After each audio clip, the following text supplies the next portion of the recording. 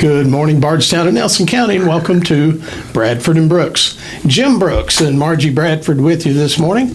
Good morning, Margie. Good morning, Jim. Well, there was no doubt there was frost on the pumpkin this morning. There is no doubt whatsoever. And the the Farmer's Almanac has come out and said that this will be an unreasonably cold and snowy winter. So just giving you the official word from the Farmer's Almanac. Well, if the almanac says so, I mean, it will. It will be. Well, that's a lot of fun. The Farmer's Almanac is a great thing to have in your bathroom. You know, there's always something to read in it just about all year long. Yes. I know, TMI, more than you wanted to know about right. bathroom reading shelf. Well, they say that's what they said about the publication of People's magazine, that stories were just long enough. Well, Margie, as you know, I think there's an election coming pretty quick. Yes, there's an election coming, and tomorrow, if you want to do early voting, Yep. it's Thursday, Friday, and Saturday. That's right. It's early voting at, what is it? The Nelson County Public Library from 8 a.m. to 4 p.m. Yes. It's not 6 to 6 like it will be on Election Day, but it's 8 to 4 at the Public Library, and you'll see the signs for going in to vote, and have as usual, have your ID ready, and they will, you'll get in and out and cast your vote for, and these are the constitutional offices.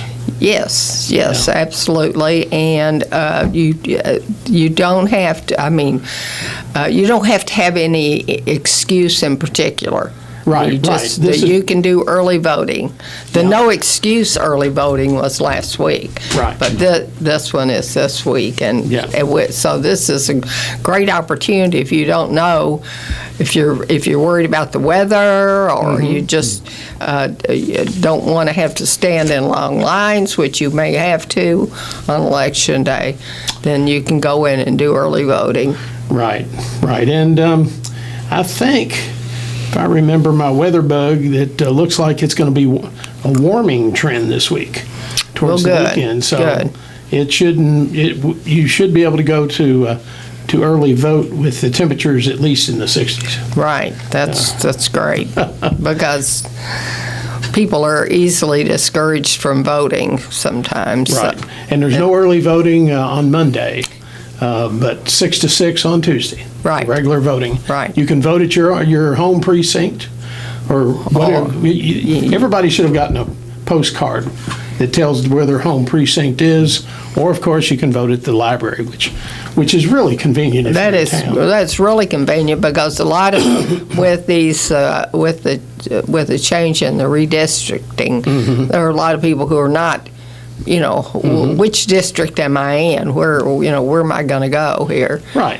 And this way, and then the people who work in town don't have to rush back to their home district to vote. So it's a huge convenience. Right. And I want to thank Nelson County Clerk Jeanette Sidebottom's staff and Nelson Fiscal Court, because they're the ones that agreed to pay to have the postcards sent out to all the voters. And that's a wonderful idea. I keep that. I mean, you read this stuff and you think you know it, and then 15 minutes later you can't. Well, did it say this or did it say that? Right. So it's a great reminder. I keep it on my kitchen table. I mean, well, it's us too. That's so we can always refer to it. All right. Well, Margie, today Bradford and Brooks. We're going to talk a little bit about homelessness in Bardstown and Nelson County. And recently, the Bardstown City Council passed an ordinance dealing with homeless. They're calling it camping on public property. Public property meaning city-owned property. There have been complaints of homeless people camping or sleeping overnight on public property. For example, the farmers market. That's a sheltered area. It's close to a 5-star, and it has bathrooms. So it seems to sometimes attract homeless folks. And there were complaints from businesses in the neighborhood and some Airbnb owners whose some of their guests had reviewed their property and given the property a good review, but also mentioned the presence of homeless people in the area. So they saw that as, that apparently was like a warning, just be aware of your circumstances. Pardon me. Well, the city passed an ordinance, and you could say, well, they're criminalizing homelessness, but what they're doing is creating a legal way for them to get homeless people to move off public property. The ordinance allows people to stay on public property during daytime, 8 a.m. to 8 p.m. for 4 hours. And after that, the police can move you along. And then at night, the police have with this ordinance in place, can ask you to move off the public property if you're trying to sleep or camp, whatever you want to define that. And then it only applies to city-owned property in the city limits. And Nelson Fiscal Court has held first reading on the same ordinance that would apply to county-owned property in the city. Well, actually, anywhere in the county. And it kind of struck me, Second District Magistrate Adam Wheatley, when this came up for discussion at Fiscal Court, he just kind of threw out a question. He said, is this going to fix something, or is it kicking the can down the road? And nobody said a thing. Nobody answered that, and I thought that was a great launching point for a discussion about the problem and how the ordinance fixes anything. But anyway, not here to be critical of them. They're just, we know there's a problem, and this is a popular way for cities, municipalities to handle it, is to pass an ordinance preventing it or allowing the police to move people along. And but there's no alternative, or that leaves the question. Well, where do they go? What do they do? And I'm not sure anybody has a real answer for that, unless you go to another public spot until you get run off from there. I don't know, Margie. There doesn't seem to be an alternative there. Well, exactly. I mean, if you can't go on public property and you can't go on private property, there's no third dimension there, and they have no place to go. Right. Now, the city and I believe the county do offer some support we have resources for homelessness. We have Bethany Haven. We've got Room at the Inn, I think, and I think there's some other resources that do get public funding, but obviously there's never enough funding. Well, it's evidently not enough to cover everyone. Right. So. Fortunately, I think that our guest, Reverend Jim Summers, of First Christian Church, is part of a ministerial group that's, or at least in the discussion of doing some things. So, Jim, talk to us about that, about the Room at the Inn effort and some of the things that you all have in mind, or are contemplating discussion of. Sure. First, I want to say thank you, Margie and Jim, for having me back on the show. Appreciate it every time. And do want to say thank you to our town council, because they have been very supportive of Bethany Haven, Room of the Inn, and we are not at odds with our town council. We both agree that there is a problem. We both agree on what the problem is, just a little difference in how we might handle that problem. As you asked me to speak on Room at the Inn, it's been a program that's been going on. It's a nationwide program and has been effective. Have known folks who have moved from homelessness to home through this program. We feel, though, that more recently, those of us who work with the program, that a little more needs to be added to the program. We need a permanent setting, wherever that may be, so that we could be working with people to make sure they get their ID, make sure they can find a copy of their birth certificate and everything they need to start that process from moving from homelessness to home. And having a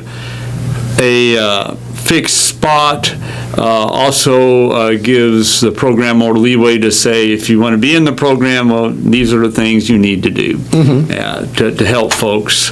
And also, we've had experiences with folks who want to get a job, and most people I know in homelessness situations do want to get a job, do want to better their situation, but there's obstacles. And one of the obstacles is, yes, I can get a job, but they want to start me on the night shift. So if all the shelters are just for nighttime staying, what do I do when I get done with work? Right. What do I do all day long? Where am I going to sleep? So a more permanent facility would solve that problem as well. So folks in the Community Ministerial Alliance, St. Vincent de Paul, and Street Outreach, Bethany Haven, we've all been working together looking to where would we find a permanent facility to help with this problem. Sure. The numbers are up for both Street Outreach, and we have in Street Outreach there are people who go out and find people who are homeless where they're staying, whether they're off in a wooded area or uptown, wherever it might be throughout the county, and just check in on people. We have some folks who and these are all volunteers. One is a paid staff, but they do get volunteer. Bethany Haven has people on staff that go and do these things, but they also have volunteers to go with them as well. So Room in the Inn, those all volunteer. We are having problems finding folks to be innkeepers, to spend the night. And sometimes so that makes Bethany Haven have to pay money to pay folks to spend the night, so that's other money is taken away from other programs. We do usually have 6 to 8 guests per night. Wow. Last month we had 17 guests total, and through last year had 150 different guests come through. Harbor House, if you're wondering, is the men's shelter, and they have 8 beds there, and has been very effective, moving folks from homelessness to home. And Christie's Place for the ladies has 7 beds, and that program has been very effective. So the resources are there. It's just bringing everything together and making sure we have the right resources in the right place to help those folks who are in need. I did see a statistic, 94% of the folks we helped last year are either from Nelson County or have a Nelson County connection. Right. So I know one of the myths we hear is, well, people come here because we have these shelters, right, and we're taking care of other people's folks from other places, and that simply is just not true. Another myth I want to debunk is, well, you got to watch out for those homeless folks because a lot of them are not mentally well, and you have to, which is not the case at all. There, of course, there are some folks who do struggle, but most folks do not. It's just a circumstance in life. Right. Not having, some folks have no family that find themselves homeless, or very little family, or they're estranged from their family. And a lot of different circumstances play into it. But that is the problem at hand, and that is a solution which will not solve all the problems for everyone, but will be a big step in the right direction to find that one place where we could do room in the inn and help folks and make sure folks are heading in the right direction. Do all of the churches participate in room at the inn? Not all, no, Margie, not all, and some have dropped out, volunteer fatigue. Well, I think COVID probably. COVID was really where COVID, as I say in church a lot, and since I'm Margie's pastor, she's heard me say this, COVID ripped the Band-Aid off of what was already going on and helped us to deal with things that we need to deal with. And homelessness was one of those things. And the room in the inn, as it has been, needs to really be modified in the future to do what it really has been intended to do. Right. Well, do you have any idea how many churches are? Right now, we are closed 3 nights a week. So that means that closed. Yeah, we don't have churches to cover those nights. Okay, so you've only got 4 churches. 4 churches at this time. 4 churches out of how many churches in this county? I don't know. A lot of them.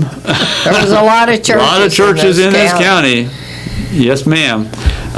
So that's how it is, right? And like our church are taking 2 nights. I know St. Monica's is taking 2 nights, and some others to help close the gap here. But yeah, we don't have churches to do all the nights at this time. No, ma'am.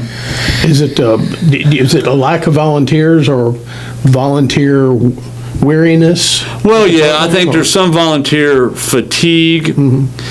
I think the program, as I said, as it has been, needs to be modified because it's not really doing what it was intended to do at the first. And churches all over, every church I know from mega to small has, we've dropped 30 to 50 or more % and less people in the pews, which means less volunteers. Sure. And COVID was a major factor in that too. So that plays a part in it as well. But yeah, COVID was a big determining factor, yeah. Well, Jim, we briefly mentioned it before the show. I think Shepherdsville earlier this year passed an ordinance, or considered or passed, I'm not sure, an ordinance regarding homeless camping, and I think Jefferson County also. And, yes. And this isn't just, a Nelson County only issue. Other communities have, the thought hit me this morning, and I should have done it last night, was to look and see if their ordinances have any different slant or offer an alternative besides saying you can't stay here on public property. And I didn't know if you had, through your contacts, if you all had heard any alternatives that may seem helpful. Well, have not heard that. I do know the council, when they considered the ordinance, did look at other communities in our area, which is a smart thing to do. Sure. To see what everybody else was doing before they enacted the ordinance. We, meaning my wife and co-pastor and I, attended a Kentucky Council of Churches meeting last week in Elizabethtown, which are just about every stripe and flavor: Evangelical Lutheran, Disciples, AME Zion, Catholic, Progressive Baptist, Disciples of Christ, whatever. I can go on and on to name all of them. But we met, and one of the topics we had in a workshop was homelessness and what are people doing, and it was the same story everywhere, all over the Commonwealth. So, it's just not a Bardstown, Nelson County issue. It is a nationwide and in some places worldwide issue, depending on the country. So yes. If we were able to obtain a facility, and I'd say I'm assuming that the city and the county would be furnishing this, or at least help furnishing it, because it is taking care of that issue. How do you see that working? As you've already mentioned, having it as a place where people could get help with a lot of issues which are keeping them homeless. Sure. But also for food and shelter. How do you see that working? Well, I see a lot of different ways that works just by knowing how things work today. I have not heard anything from the city or county if they have a facility or what they want to do or can do or can't do. I really don't know, and that's fine. I'm not saying bad against anyone, just have not heard that. But once a facility is secured, then everybody can come together. It would probably fall under the umbrella of Bethany Haven, and would probably be the entry shelter.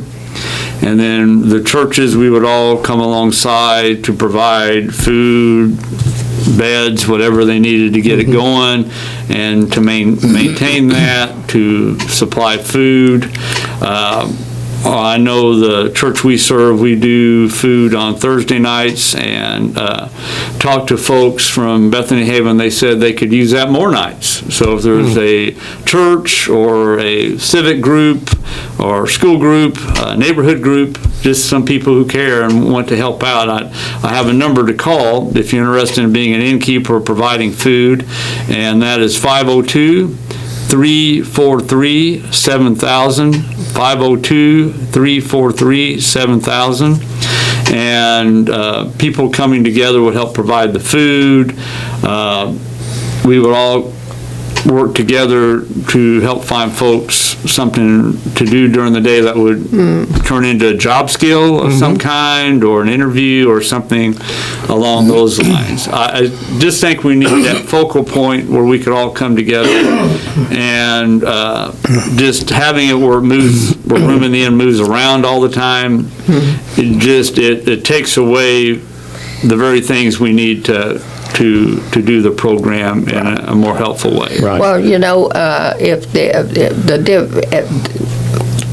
particularly churches who've dropped out, if they have cots that they had purchased for that use, then if you had a central facility, the churches who were no longer hosting could donate those cots. That would be helpful, and donate some of the things to help it operate. Yeah, definitely. It would also free churches up from saying, okay, 1 or 2 nights a week, our facility, we can't use it for anything else because, or at least part of our facility, because and it frees churches up to go, the whole to still church may not still do it, but not restrict the churches. Yeah, we could recruit people from all the churches. Maybe if we only had 2 or 3 from every church, that would still be plenty to do what needed to be done.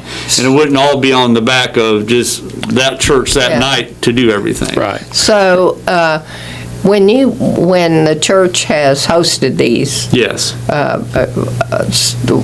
what would a typical meal that somebody donates be like? Would it be for 10 people, for 15 people, well, we usually 20 people, or 5? We usually ask. The numbers vary, just depending. Of course, in colder weather, the numbers go up. Usually we will tell people to prepare for 15 just to be sure. And that way, because if you have volunteers or staff members that are there, they can eat as well, and that's good. So that's what we're looking for. So what kind of meals have you had people to donate? You name it. Everything from pizza, spaghetti, casseroles, pancakes, whatever people want to make. People will eat. Yes. And I do know that it's very well received because, people do get hungry. And I've seen folks really, more often than not, just come in and chow down because that's the big meal of the day if they've had another meal of the day. Right. So. Well, Jim, is there a... I presume people should call in advance before they decide to prepare something? Yes. Yeah, call that number, 502-343-7000, and just say, hey, I would like to donate a meal, donate money, whatever you want to do. And, especially if you're bringing a meal, please call ahead, because if you pick the same night somebody else has picked, then may not keep till next week or whatever. Yeah, you only need one broccoli casserole. Only one broccoli casserole, even though I'm sure they're both great, but still, but yeah, just make sure you call in so everyone can coordinate, please. Right. Appreciate it. Jim, it's worth mentioning that the Bardstown Police Department has added a new staff member that I think will go a long way to assisting homeless here in Bardstown. They've added a social worker, and I think she started a couple of weeks ago, and I think she's already been active in the community, trying to provide help and resources to people that need it, and I think that's that was of course for kudos to Chief Kressig for going that direction, because I think that's the direction a lot of larger police departments are doing, and it's really progressive that she decided to go in that direction for a small town, because those services are absolutely needed. So anyway, kudos to Chief Kressig and the City of Bardstown and the City Council for supporting that move. Sure. Yeah, I have met her, and everybody is very happy to see her here and want to support her 110%, and we're very glad to see that addition. And also kudos to Chief Kim for making that move. Absolutely. A very smart move. Absolutely. All right. Well, I tell you, we're at a good point. We need to get some commercial breaks in. You're listening to Bradford and Brooks, and we'll be back with our special guest, Jim Summers, after these messages. Stay tuned. All right, we're back with Bradford and Brooks. Jim Brooks and Margie Bradford here with you this morning till the top of the hour, and our very special studio guest, Jim Summers from the First Christian Church, Disciples of Christ. And Jim, I'll assume that we've been talking about homelessness, Really? and you're not here necessarily to represent the church, but just the efforts to address homelessness in the community. Yes, I'm not representing my individual church at this time. Right. We are involved in those ministries, but just to let people in the community know what's going on and how you can help. Right. I had no idea you could coordinate and bring meals. To help with room at the inn. Definitely. So big pot of spaghetti or? Oh, that'll do it. Yeah, that's always a crowd pleaser. A little garlic bread. Yeah. Can't go wrong there. Well, I'll have to talk to my wife about that. That would be a good way to help the community and help those who may not. It would certainly be better than a hamburger from fast food joints, I guess. Definitely. All right, and even some pizzas are pretty darn good, but there you go. I won't say which ones. There you go. Have to be neutral then. That's right. That's right. Well, when they go on sale at Kroger, you could buy a bunch, and that works. They have some really good ones that bake up really nice, especially. Now, my son is the king of modifying frozen pizzas. Oh. I mean, they never look like they do on the box. When he adds everything, whatever's in the refrigerator doors goes on pizza for him. He's the Dagwood of pizzas. Absolutely. And you never know what you're going to have, but it's always good. But he loves his pizza. Of course, now he's down at Western, and he can't cook his own pizza, and I think that's probably his biggest withdrawal pain this semester is no longer being able to cook pizza. All right, let's get back to our topic at hand, Jim, the homelessness issue. And, it's like I said at the top of the show, 2nd District Magistrate Adam Wheatley, and when the topic came up with fiscal court at their last meeting, he made the statement, well, are we fixing a problem or kicking the can down the road? And I think that the hope is that this will, this is basically the ordinance that they're going to pass at the next meeting, just like the cities, is a tool to be able to, if people are on public property and there's no ordinance addressing this, you can ask them to move, but it's public property. You can't make anybody move from public property. So this would allow law enforcement to keep people from camping overnight. To me, there's always a little concern because these ordinances will have, or if you violate it, are a misdemeanor. And I've always wondered about the wisdom of ticketing or fining someone who's homeless, for an infraction. But I doubt it would go that far. But anyway, like I said, this is the city of Bardstown and Nelson County aren't the first, or certainly not the first to deal with homelessness in the community. And I don't know. I think my next Google search this afternoon, Jim, is going to look for communities that are taking a little different approach. True. Maybe more support for organizations like Room at the Inn. Mm-hmm. And how I know there are certain guidelines that people have to be able to meet to be a part of Room at the Inn. And sure, yes. How can you encourage those who don't to meet those? Mm-hmm. To meet those guidelines. So anyway, I'll have to. I'm going to do a little research because again, it just struck me at the first blush. It struck me that we were criminalizing homelessness with no option. Right. But I'm relieved to know that there's efforts in the community to deal with this, mm-hmm. And that the county and the city both provide some funding to address this. It's just we're very appreciative of it. Yes. Oh yeah. Well, it shouldn't be up to just a few churches to do this, right. Because there should be a wider effort to enlist other churches, and also enlist people who themselves are religious but choose or can't for some reason or another attend a particular church. I mean, there's still a biblical injunction to feed your neighbor. I mean, yes, ma'am. Even the beggar at the rich man's gate deserves the crumbs from his table. So there's a religious reason as well as a civic reason to do this. Definitely.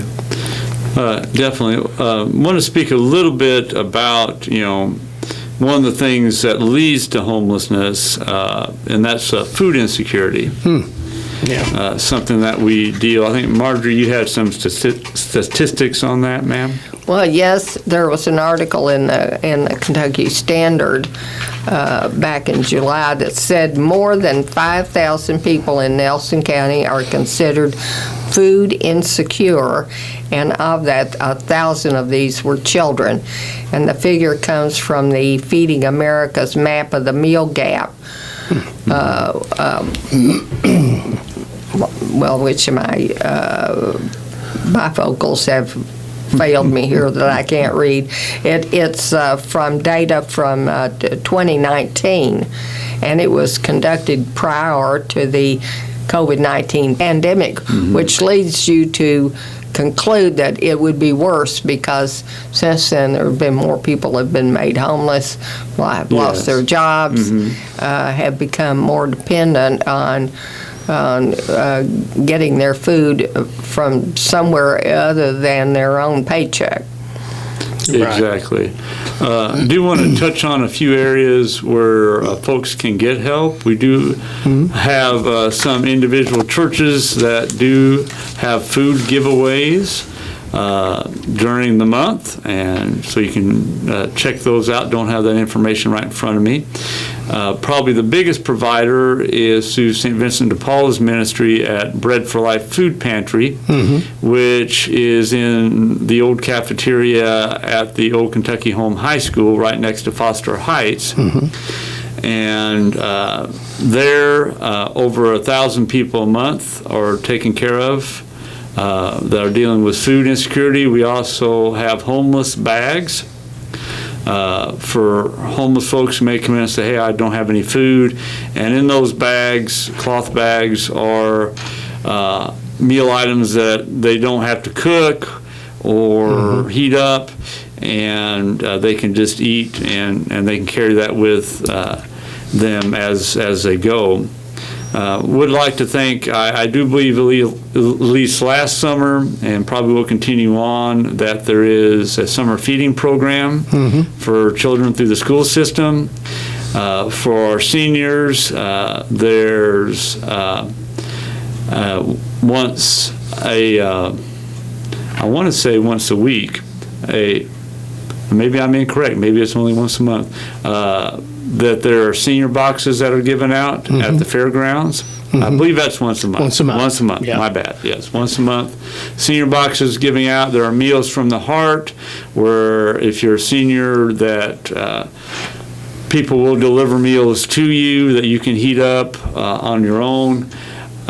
So there are a lot of options out there. Do not be, one, afraid to recommend a friend, or two, if you're in need of this yourself, take advantage of it. That's what it's there for. There's no shame in getting something to eat whatsoever. So there's lots of things available. Well, how would someone call? I mean, where is there a central number that there someone is could a call? central number? I might have that in my phone, Miss Margie, to call for Bread for Life Food Pantry, because you do have to call. And let me see if I have it or if I don't have it. I do not, but you can call the Bread for Life Food Pantry. If you call St. Vincent de Paul, St. Vincent de Paul, they will let you know where that is, or what that number is. Sorry, everybody, I didn't bring it with me on that one. So you can call. They will tell you what you need to get signed up, and once a month you go in, and there's all kinds of fresh produce and bread and meat and canned goods. I do want to say a lot of people do canned food drives, which are great. And there's a display down there at the food pantry if you want to go take a look at it. They can even give you a tour if you're just interested in volunteering, or what's it look like, or hey, maybe my scout troop or whatever, or Sunday school class, small group, whatever, wants to go down and see what this is all about. They have a display where showing how much more food they can get if you donate money as opposed to donating a canned food drive, which is significantly greater if they have the money, because they can get it from Feeding America and other resources for pennies on the pound, and really really bulk up on the food that's available. Now that's a visual display? Yes, it is, and it's right there. It sounds like something that would be good to put on Facebook. You know, I believe it may already be. All right, well, I'll have to check that out.